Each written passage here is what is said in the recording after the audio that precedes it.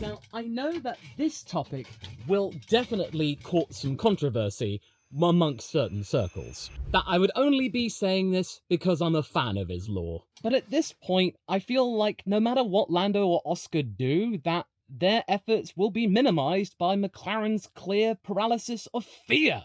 As Jacques Villeneuve said, it's like they're trying not to win. So the question is gaining traction. Where exactly does Oscar Piastri really stand at McLaren? I mean, I can already tell that Lando Norris fans are going to be typing in the comments saying I'm talking absolute nonsense. And look, I get it. Lando's been at McLaren since 2019, Zak Brown's wildcard pick, growing with the team, shaping its path toward the top. He's earned his role, he's built this. So I do understand the tension.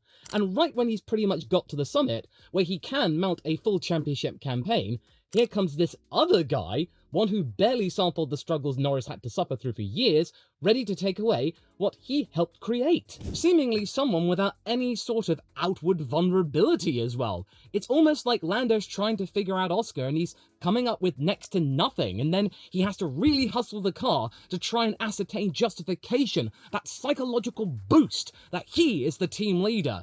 That's why he is still 1 point ahead in the championship. As far as the championship is concerned, which is something that McLaren is fueled by, that passion, he is top banana. I can understand why Lando might be feeling a little bit sore, as are his fans, that all of this work, all of this effort may be undermined by this young upstart, albeit him not being that much younger. There's a year or so within it. But you have to understand what Lando is going up against. He is the disciple of the man who has become the modern living embodiment of Aussie grit. Grit which got ground down by the Red Bull grinder of the 2010s, and he's keen for that not to happen again with his boy. But here's where I think where the plan is coming into motion. Not through pomp and bluster, but a steady as she goes mindset. But let's just see where both he and Lando are right now. Because where Max would be if he had the opportunity to drive the MCL39, according to the Dutchman, you wouldn't have seen him. Those are his exact words. Oh, that must have stung for all concerned. It's a good clapback after months of needling from Zak Brown against the team, Max and Christian Horner. McLaren shouldn't be allowing Red Bull to do this. It's undermining all of their achievements that they've been able to do since Silverstone 2023. Either way, Oscar Piastri enters this season brimming with quiet confidence. The Australian openly stated his target.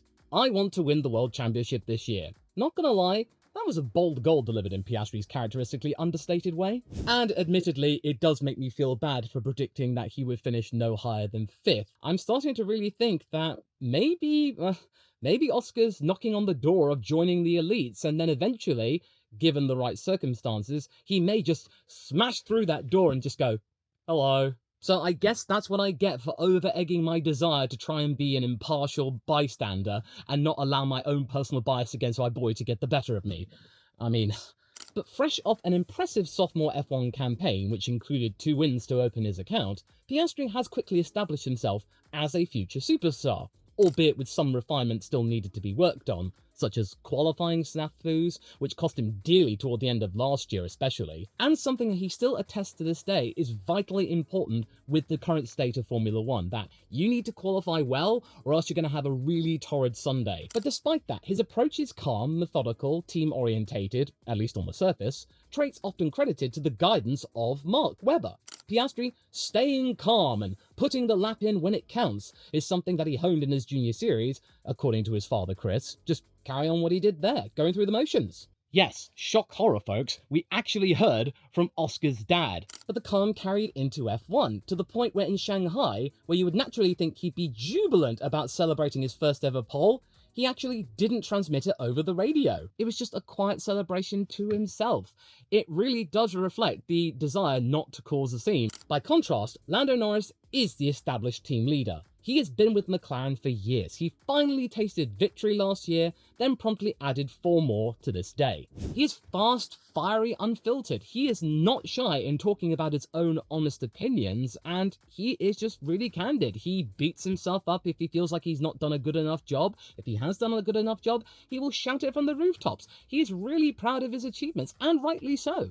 And fans should be aware of what he says to the media as well as his cheeky banter. because he has evolved from that rookie in 2019, thrust into a storied team such as McLaren, not quite sure where he's going to go, to now knocking on the door of contesting a world championship. And a driver who expects that kind of treatment from that said team. But under pressure, instinct can outpace diplomacy, or even good judgment. Think China's brake scare, Japan's wall flirtation, or Austria last year. A dash back to the pits, in my opinion, after tangling with Max, wrecked the car and cost him points, where if he took it more sedately, he might have salvaged a point or two. And as we know in Formula 1, much to the chagrin of Ferrari with the double disqualification, points mean prizes. In response to that, Lando has simply said, I know what I want to do and what I'm not going to do in the car when confronted with directives.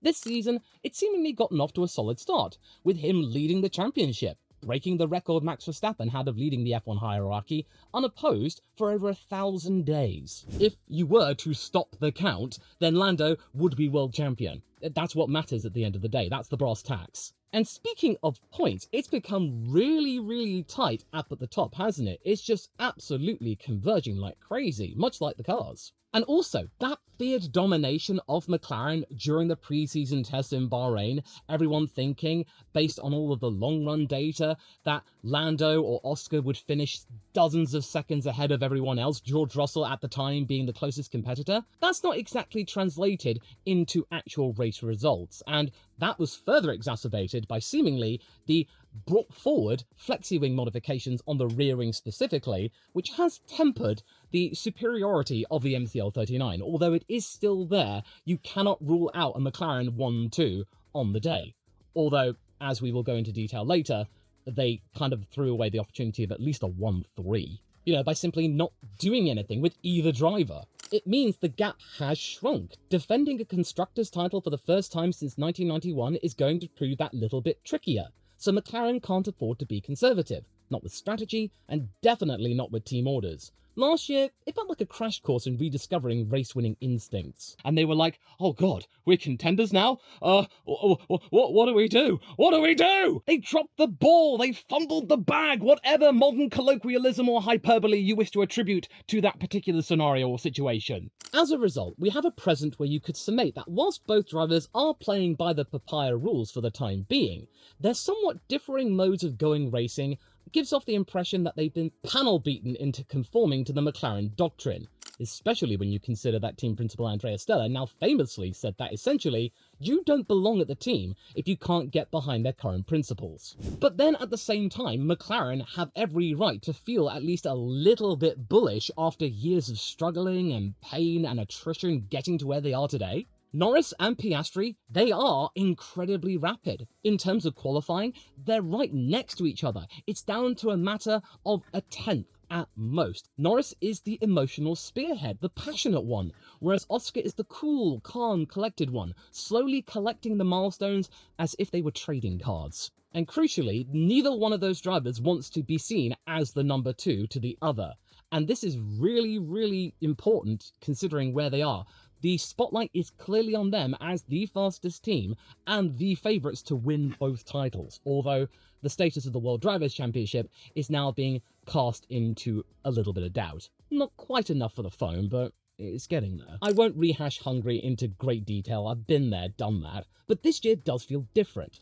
Both are showing their true selves, even as McLaren try to keep the lid firmly on them. But this artificial seal that they put on both their drivers is beginning to hiss. No explosions yet, but pressure's clearly building. And carrying on with that particular analogy, Suzuka was the first instance, in my honest opinion, where the lid started to flutter, as if the pressure was becoming so unbearable that it was trying to breach containment. And when that happened, Red Bull pounced. The choice to hold position and just take those points for the sake of the Constructors' Championship, unsure as to what the potential are of the Mercedes in the not-too-distant future, Verstappen capitalised on it for his own prospects of the World Championship, which not that long ago looked like completely lost. As in, he was conceding he wasn't going to be winning the Australian Grand Prix.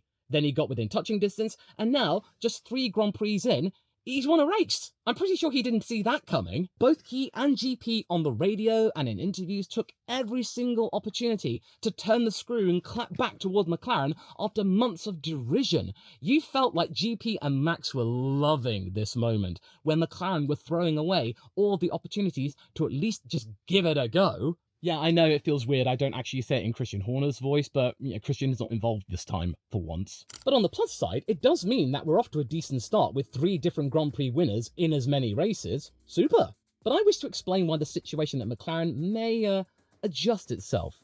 This is hard for me to say though as a long-suffering McLaren fan, choosing 2015 to fully align myself with the team when Fernando joined them. So I know true pain. So I can kind of understand and relate to the pain that maybe Oscar and Lando are going through right now, but for completely different reasons. For Fernando, with Honda power and McLaren back then, it was a miracle they didn't finish last in the constructors. Whereas with here, they're at the top. But the question is, who's going to be getting the priority when it comes to the drivers one? Speaking of Hungary earlier, Austria completely flipped the script in that regard, because this time, McLaren issued a temporary hold position, not a swap, while lapped traffic and drying conditions made things a little bit precarious. Piastri, he was closing fast. He took the order but pointedly said, "Okay, I'm faster, but okay." And after clearing traffic, he radioed again. "Are we still holding?" McLaren said yes. Then moments later, maybe a little bit frustrated with the particular situation, especially at his home race when there was an opportunity that he could win the darn thing, he pushed that little bit too hard. He lost some traction, he lost some time, and then things completely unraveled from there. And then hopefully one of the best overtakes on the last lap of the entire season. But yeah, what happened when the rain came down? Lando had a moment, Oscar had an even bigger moment, and you could argue that Oscar, during Australia 2025, had a Lando moment of Sochi 2021. And for Oscar, it would have hurt much more considering this is Albert Park. But you've got to admit, that first hiccup where Oscar lost a bit of time, it did solve McLaren's immediate dilemma. With a bigger gap, they promptly told both drivers the hold order was lifted, and they were free to race again.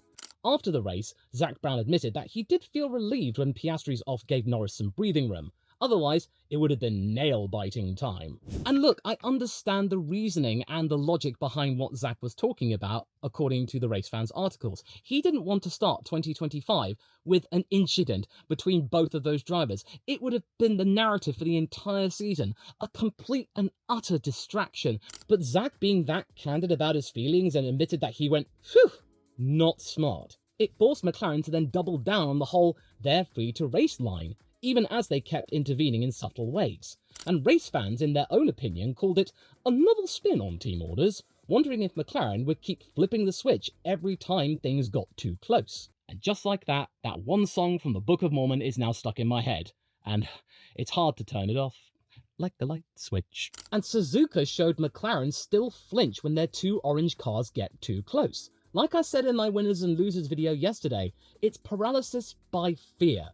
China, team orders weren't really that much of an issue since Oscar did lead from start to finish, no need to worry about position, and they did manage to survive with a 1-2. But then there's the matter of Lando's brakes, which had the potential, if not strictly nursed to the end, to degrade further than they did, or even fail entirely. Because there could have been a scenario out there, and I know you'll be saying if and all that, it didn't happen, Law, but what if it did? What if he pushed that little bit too hard, and instead of just losing a position to George behind, or maybe more, those brakes would have just gone bang, he would have gone into the barrier and not scored anything. Again, in Austria, he lost vital points for just dashing back to the pits and completely eviscerating his rear wing and rear corner, and then that was that. Whereas with Max, he still managed to finish that race in 5th with 10 extra points compared to Lando's 0.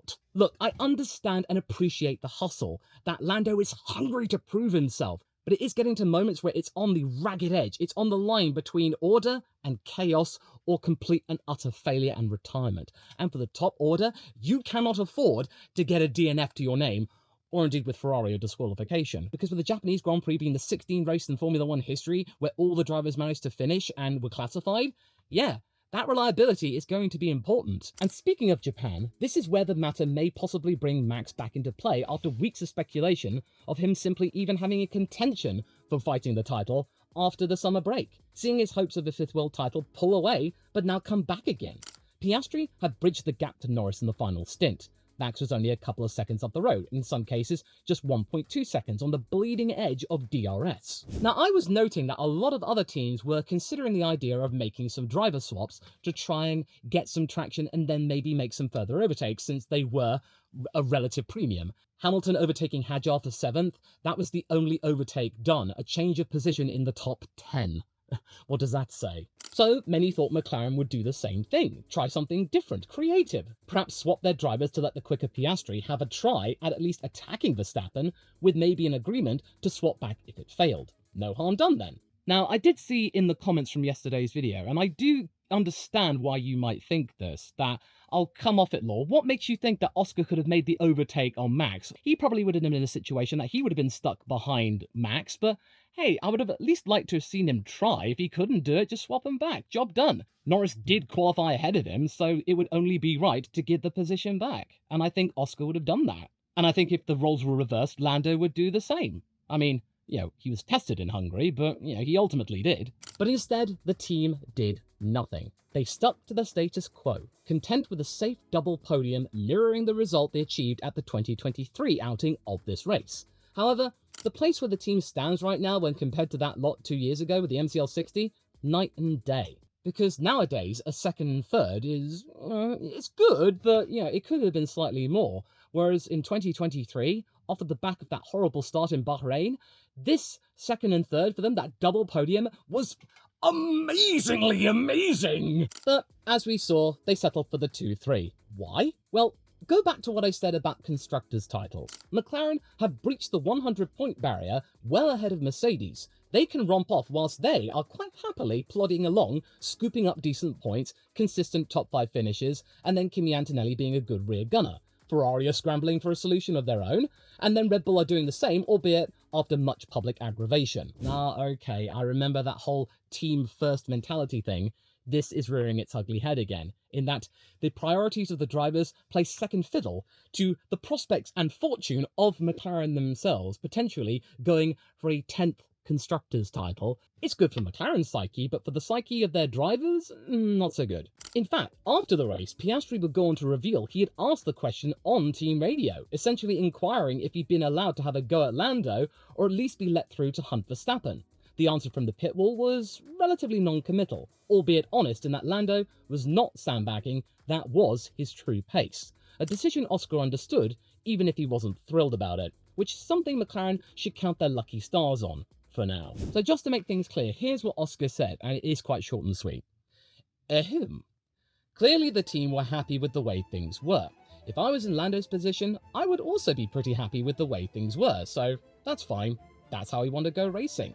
Now, I mean, that is fair enough. If he were in the same position where he was leading the championship, that would be a major plus. It would so help you going into Bahrain, where everybody knows it, and then eventually back to Europe. So by using my history teacher's lessons proudly and evaluating the developing story, Piastri was essentially saying, I voiced my feelings, but I get why we stayed put. He also acknowledged that passing Lando at all on track under Suzuka's conditions was always going to be difficult without cooperation, and that qualifying third instead of second, or better yet pole, basically sealed the deal. He also said that he would have needed an extra 100 meters down the start-finish straight in order to pull off the moves where he did try to overtake Lando into turn 1 on the inside, I think at least twice, certainly once, but it wasn't meant to be. There might be a case for maybe asking for a second DRS zone coming out of Spoon and then stopping before 130R, but that's neither here or there right now. The fact is, though, is that these cars at Suzuka, it's making this historic circuit look bad in the eyes of brand new fans. It didn't used to be this way. You could make a fair few overtakes in multiple zones, including the hairpin, and I barely ever saw any of that this year. This is bad. I don't want people thinking that Suzuka is just the Asian version of Monaco, but on a permanent circuit. This circuit does not deserve that label. Come on! Max and Red Bull, they got a gift. McLaren once again froze when boldness was needed. Paralysis or indecision, I'll let you be the judge. McLaren are torn between two philosophies. They can't seem to really decide whether or not to just allow the drivers to do their own thing, figure it out amongst themselves, and then just see where the chips fall, or try and do their best to orchestrate some sort of artificial conclusion which sees both drivers across the line, unlikely to make contact or take each other out, even if it does mean sterilizing competition between these two really impressive drivers that deserve to be amongst the elite of the sport. They are doing McLaren a disservice to both of them. For Oscar, it's really galling regarding his potential ceiling, and for Lando, after years of just going with the grind with the team, all of the stuff they've done together, does he deserve that either? Just allow them to do their own thing. So as a result, we did get that barb from Jacques Villeneuve, where it seemed like McLaren's strategy was making it out that they were trying not to win or something like that, and that's really, really galling. That potentially they're just going after the constructors, they don't give two hoots about the driver's title, whereas with Red Bull, the constructors, oh, that's completely a no-hopo. With the driver's title, oh, that's all the way, baby. And amongst the fans and in my comments, you also see a split where Norris's supporters feel Lando deserves the team's full backing to take the fight to Verstappen, whereas Piastri supporters argue Oscar might actually be the slightly faster, more consistent one and should not be shackled. Indeed, last year, Piastri had a run where he outscored everyone on the grid over a series of races, which culminated in that epic battle in Baku between himself and Charles Leclerc. If they keep absolute parity, they risk splitting points and keeping Max in the hunt for that little bit longer, in turn dialing up the pressure on both their own drivers. So you could argue that by helping, McLaren are not helping, which means that we are starting to see the drivers' own ambitions peek from behind the curtain, their true intentions, their real deals, as in we are seeing the characteristics of Lando and Oscar play out and there is nothing that McLaren can do about it, and therefore they're going to have to try and backpedal or do something to artificially suppress it. And is that really how we want to go racing in Formula One? Really? This is a disservice to both of them. And it really pains me as a McLaren fan. I don't want to be thinking this. I actually miss the days where McLaren, we were the underdogs. I'm not quite sure they know how to lead, and I really hope they change their ideas soon. Under the cordial surface, Norris is driving to the ragged edge to justify his leadership credentials, even if it means potentially wrecking the car in the process, whilst Oscar keeps his feelings tightly guarded, allowing things to play out but telegraphing his honest feelings pointedly, so that means people notice. In an ideal scenario, McLaren would have it where Lando and Oscar could race each other, fire each other up, be a good motivator, they're free to race, whatever happens, happens, and they can just collect the points wherever they may lie and add increasing pressure of a unified unit amongst Red Bull and Verstappen, as they've been claiming that they are and Red Bull aren't, and then make sure it's definitely a three-way battle all the way to Abu Dhabi. And if it does turn out to be just a two-way battle, I would love it if we were able to emulate 1984 between Prost and Lauda. That was a really cordial affair, relatively speaking. If you want to look at a good example of a championship battle between teammates, that's a really good shout. An underrated one, too. Not to mention one with the most popular outcome of not to mention the one with the best outcome, where Niki Lauda came back from semi-retirement to then win his third title.